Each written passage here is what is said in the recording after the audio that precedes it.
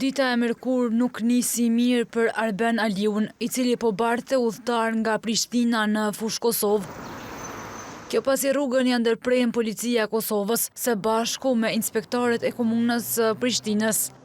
Ai u detyrua që t'i zbresë udhëtarët dhe u dënua me gjobë prej 100 euro për punën ilegale të cilën ishte duke e ushtruar. Ani pse nuk kishte leje për të punuar si taksist, Aliu thotë se nuk ka zgjidhje tjetër. Nësë jemi kërka të punua sen, po do di kam ja mojtë. Nuk po di që 12 vjetë jam të punua në shështu. Ilegal që s'kam mundësi, kam ja mojtë, kam e shku që me bo. Madje as kjo gjobë thotë se nuk do ta ndalë ta ushtroj këtë punë.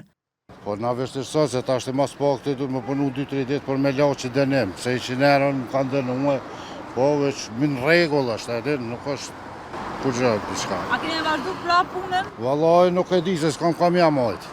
S'kam, apetëm duhet me dalë. Kurse taksisti Ramadan Sogojeva kërkon që t'ju bëhet një zgjidhje.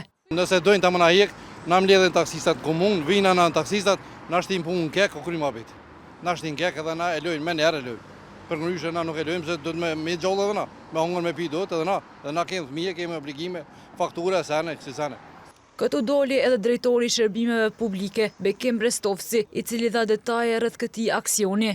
Kemi punuar javën e kalume, kemi vazhduar edhe gjatë ditëve të kësaj jave të bëjmë përndjekjen e taksive legal tek Xhamia e Llapit, atje kemi një frekventim të madh të veturave të cilët në mënyrë ilegale transportojnë udhëtar nga Podujeva. Natyrisht se kemi fokusuar vëmendjen tonë këtyre ditëve në këtë pikë që e quajmë pika e Lakrishës, vërtet që ka një lëvizje të madhe të veturave që transportojnë udhëtar, qoftë për Mitrovic, qoftë për Drenaz, qoftë për fushë Kosovë, qoftë për Obiliç.